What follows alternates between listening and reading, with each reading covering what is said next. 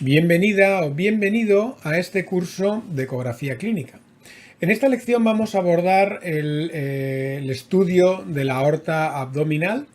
El estudio va dirigido a descartar una patología potencialmente muy grave como es el aneurisma de aorta abdominal. Bien, el estudio de la aorta discurre ligeramente a la izquierda, apoyada en la columna vertebral y en una localización que habitualmente está cercana al ombligo del paciente, se ramifica en las dos arterias ilíacas.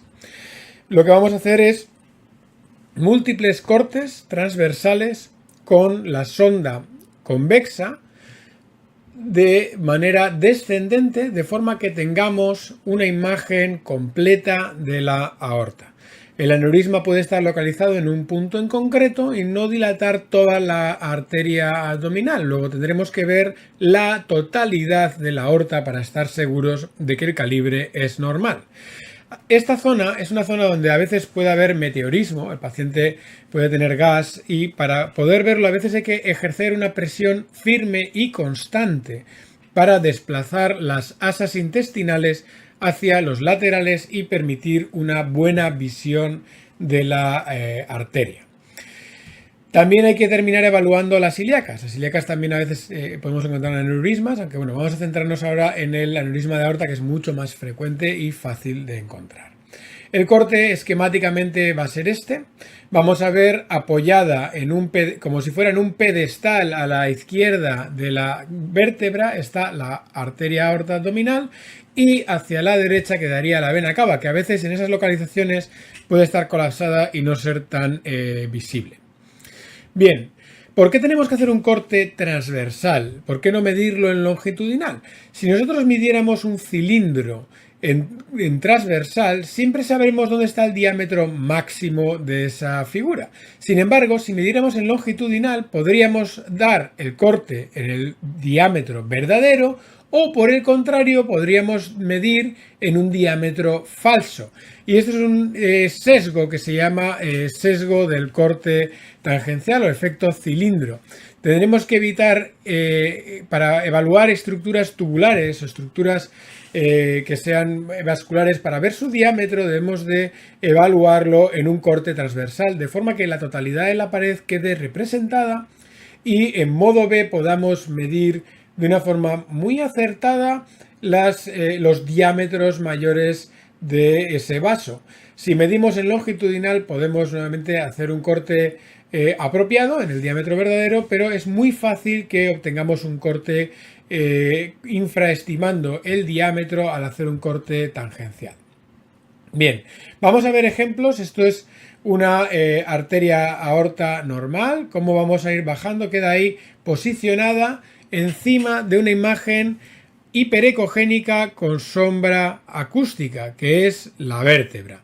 En la derecha vemos localizado también la vena cava inferior, que es menos visible porque es un vaso que tiene un colapso, es menos patente, tiene una presión menor en esas localizaciones y es menos visible.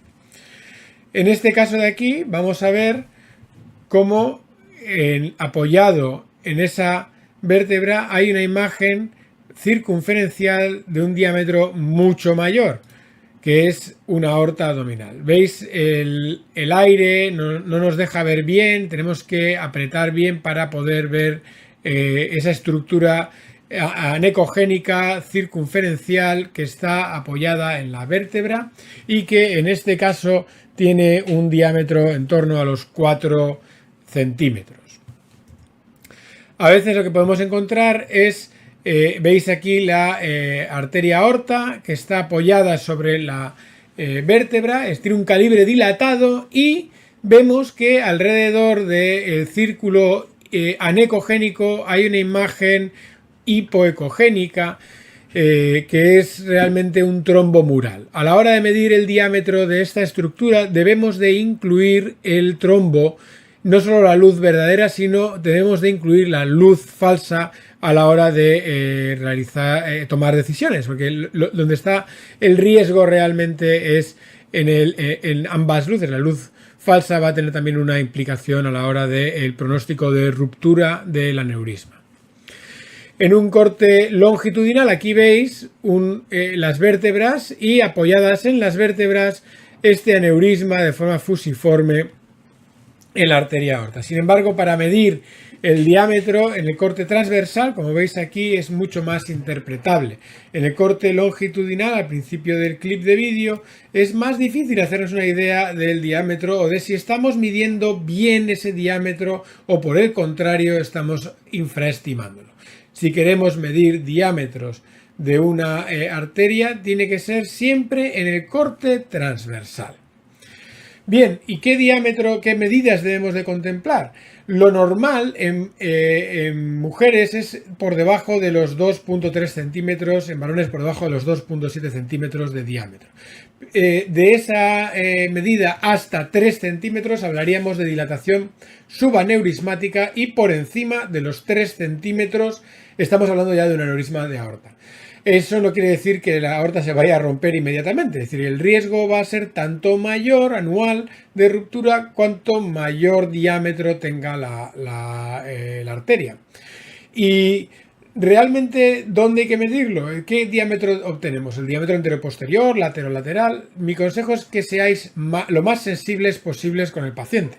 No queremos dejar, es preferible diagnosticar de más un aneurisma de aorta por las consecuencias que puede tener que omitir su diagnóstico. Luego, lo mejor es que utilicéis el diámetro mayor, el que sea, el lateral o el anteroposterior de la arteria, será lo que realmente debemos de utilizar para ver si es mayor o menor de 3 centímetros, que es esa cifra dintel entre una aorta más o menos normal y una aorta aneurismática.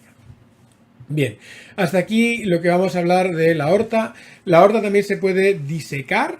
La disección de aorta a veces la podemos ver como una imagen lineal que flota en el interior de la estructura vascular, como si fuera un flap ahí en el medio de la arteria. Eso a veces puede ser más difícil de ver porque requiere un corte en el que prácticamente no veamos gas y veamos eso.